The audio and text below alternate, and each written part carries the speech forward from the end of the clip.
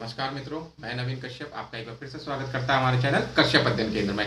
आज हम बात करेंगे क्लास 9 का चैप्टर 3 कोऑर्डिनेट ज्योमेट्री। जी हाँ दोस्तों, कोऑर्डिनेट ज्योमेट्री, जैसा कि आपको मालूम है कोऑर्डिनेट ज्योमेट्री जो है वो बहुत इंपॉर्टेंट टॉपिक है और इजी भी है।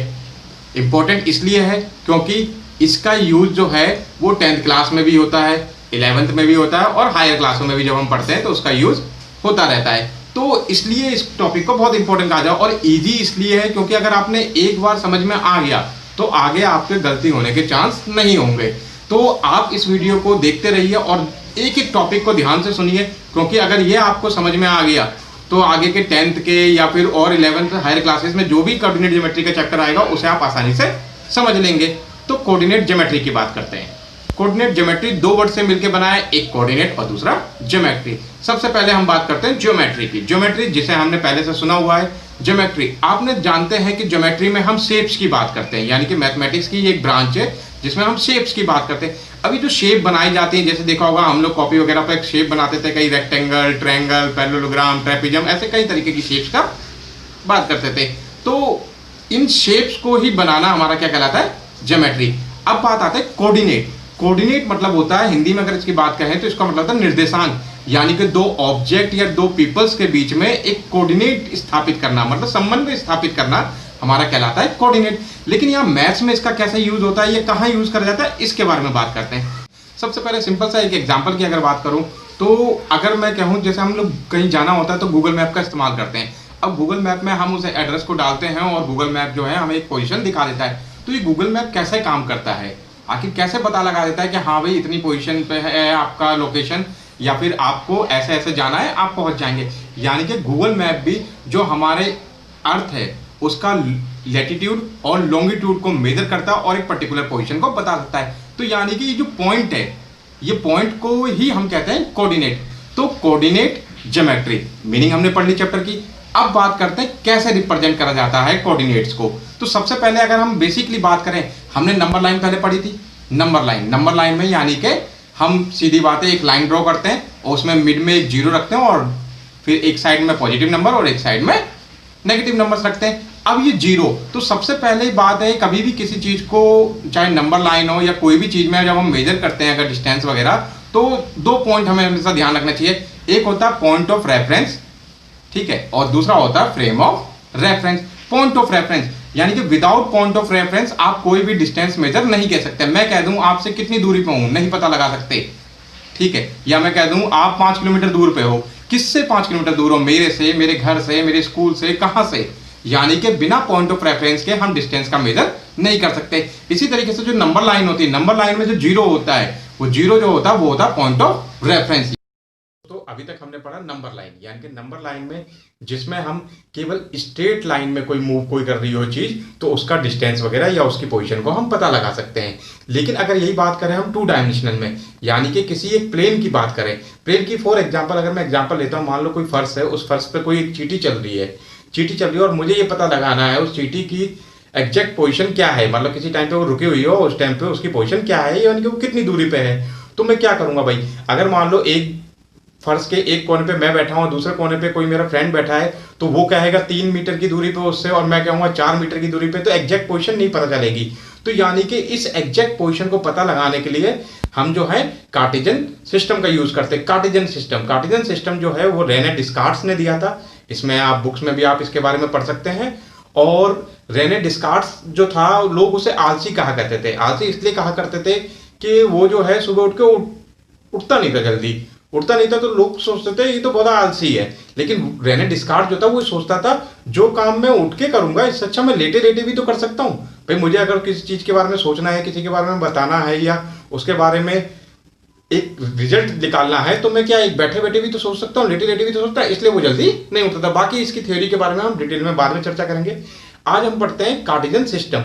कार्टेशियन सिस्टम क्या है, कोऑर्डिनेट ज्योमेट्री का ही एक पार्ट है। इसमें कोई ऑब्जेक्ट 2 डायमेंशनल में कहां पर है इसकी पोजीशन पता लगाते हैं। तो सबसे पहले बात करते हैं हम कार्टेशियन सिस्टम की। कार्टेशियन सिस्टम आइए देखते हैं।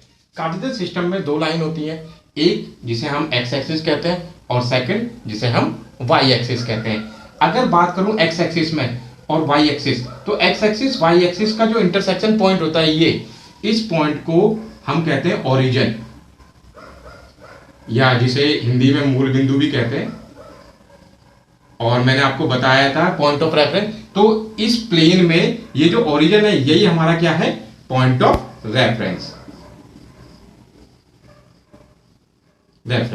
और ये जो पूरा सिस्टम है वो है हमारा फ्रेम ऑफ रेफरेंस। तो ये जो पॉइंट ऑफ रेफरेंस है, फ्रेम ऑफ रेफरेंस है, ये तो हमने पहले डिस्कस कर लिया था।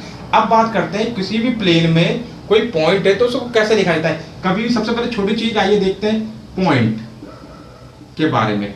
पॉइंट जो होते हैं, अगर पॉइंट जो है कार्टेशियन प्लेन में है, यानी कि इस प्लेन को हम कार्टेशियन प्लेन भी कहते हैं, क्योंकि रेने डिस्कार्ड्स ने दिया था तो उसमें कार्टेशियन कहते हैं। अब पॉइंट जो होता है मेनली इस तरीके से लिखा जाता है। सपोज करिए इसका नाम दे दिया मैंने पी एक्स वाई। अब एक्स वाई लिखा, एक्स को सिंपली हम कहते हैं एक्स कोऑर्डिनेट, और वाई को हम कहते हैं वाई कोऑर्डिनेट।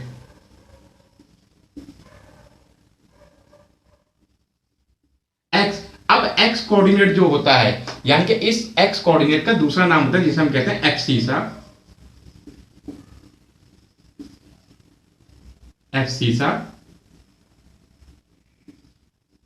ठीक है, और जिसे हिंदी में हम भुज कहते हैं। ऐसे ही वाई कोऑर्डिनेट है, इसे सिंपली हम कह देते हैं ऑर्डिनेट, या हिंदी में इसे कहते हैं हम कोटि। तो कोई भी पॉइंट लिखा जाएगा तो कोई भी पॉइंट लिखने से सबसे पहले हम उस पॉइंट में एक्स और वाई का इस्तेमाल करते हैं। तो यहाँ पर जो ये प्लेन है, यानी कि ये जो बोर्ड है, एक 2 डायमेंशनल बोर्ड है। अब इस 2 डायमेंशनल बोर्ड को मैंने एक्स एक्सिस और वाई एक्सिस जब ड्रॉ करा तो ये बोर्ड जो है 4 इक्वल हिस्सों में डिवाइड हो गया। तो ये जो पहला हिस्सा है, इस हिस्से को हम कहते हैं फर्स्ट क्वाड्रेंट। अब क्वाड्रेंट का मतलब ही होता है 1/4, यानी कि क्वार्टर, यानी कि 1/4 हिस्सा। तो मैंने ये पूरा प्लेन कितने हिस्सों में बांटा है, 4 हिस्सों में बांटा है, इसलिए पहला हिस्सा कहलाएगा फर्स्ट क्वाड्रेंट। देन ये हो गया हमारा सेकंड क्वाड्रेंट, ये वाला हो गया हमारा थर्ड क्वाड्रेंट, और ये हो गया हमारा फोर्थ क्वाड्रेंट।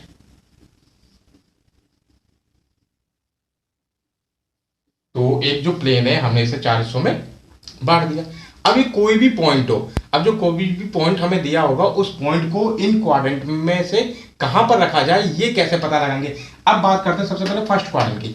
अगर आप ध्यान से देखें फर्स्ट क्वाड्रेंट, मान लो सपोज करो मेरा घर यहां पर है, ठीक है, कोई एक हाउस है वो यहां पर है, ठीक है, और ये मान के चले ये पूरा पीछे की तरफ जो है खाई है। इस हाउस में जाने के केवल 2 रास्ते हैं, या तो इस दीवार को फांद के जाएं या फिर हम इस दीवार को क्रॉस करके जाएं।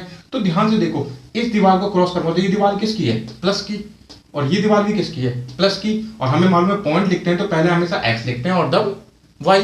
तो यानी कि जो इस घर तक पहुंचने के लिए हमें क्या करना पड़ेगा, या तो इस वाली लाइन को क्रॉस करें या फिर इस लाइन को, यानी कि दोनों पॉइंट कैसे होंगे, पॉजिटिव।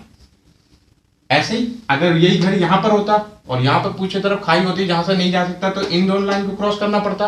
तो ये एक्स वाले नेगेटिव है लेकिन वाई वाले पॉजिटिव, हमें मालूम है, लेकिन एक्स पहले लिखते हैं तो यानी कि नेगेटिव और देन पॉजिटिव।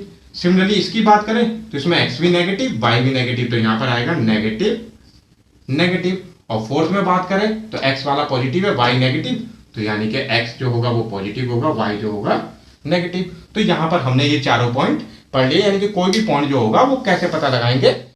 तो हमने देखा कि फर्स्ट क्वाड्रेंट जो होता है उसमें दोनों पॉजिटिव होते हैं, यानी कि एक्स भी पॉजिटिव और वाई भी पॉजिटिव। सेकंड में X negative Y positive, third में X and Y both are negative, and fourth quadrant में एक्स पॉजिटिव वाई नेगेटिव।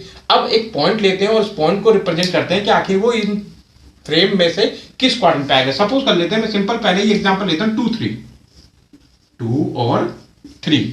अब ये पॉइंट है, मुझे रिप्रेजेंट करना है ये ग्राफ पे। सबसे पहले किसी भी पॉइंट को रिप्रेजेंट करने के लिए ये मान लीजिए आप कहां पर खड़े हैं, ओरिजिन पे। अब मेरे को यहां पर रिप्रेजेंट करना है 2 और 3। तो 2 और 3 रिप्रेजेंट करना है तो सबसे पहले मैं ओरिजिन पे खड़ा हो जाता हूं। मुझे मालूम है पॉइंट रिप्रेजेंट करते हैं तो पहले एक्स वाला रिप्रेजेंट करेंगे 2। अब एक्स का 2 यहां देखें तो क्या है, पॉजिटिव, और मैं कहां पर खड़ा हूं अभी, यहां पर। तो एक्स के पॉजिटिव नंबर क्या है, इस तरफ, तो 2 तक जाऊंगा मैं, 1 2 यहां पर आ गया, ठीक है। लेकिन ये पॉइंट नहीं हो गया मेरा, ये खाली 2 की पोजीशन बता रहा है। अब कह रहा है वाई कहां पर है, 3 पे, ठीक है। तो अब यहां पे एक्स के तरफ तो मैं चल दिया, अब y3 पे यहीं से स्टार्ट करो चलना, 1 2 3, और ऊपर ही क्यों चलना, क्योंकि y भी क्या हमारा पॉजिटिव, तो यहां पर कहां पर गया, ये रहा।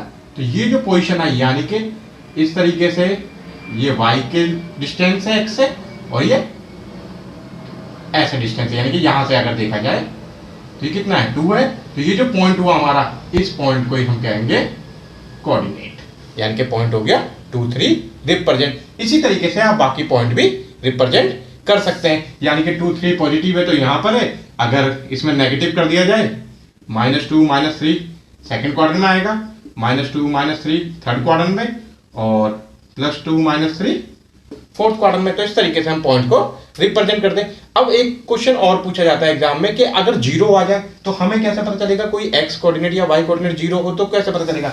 सपोज करिए मैं ये बात करता हूं 0 2, अब ये कहां पर रिप्रेजेंट होगा, इसको कैसे पता लगाएं। तो ये ध्यान रखिए 0 2 बोला x 0, यानी कि आप x यहीं पे खड़े हैं, 2y पे जाना है, 2y पे ऊपर चले गए, यहां पहुंचे, तो ये कोऑर्डिनेट क्या है आपका 0 और 2, यानी कि यहां पर सिंपली हमें जो ये हमने पॉइंट रखे हैं ध्यान में, इसी से हमें 2 नोट ध्यान रखते हैं। यानी कि सिंपली अगर मैं बात करूं कि कोई भी चीज,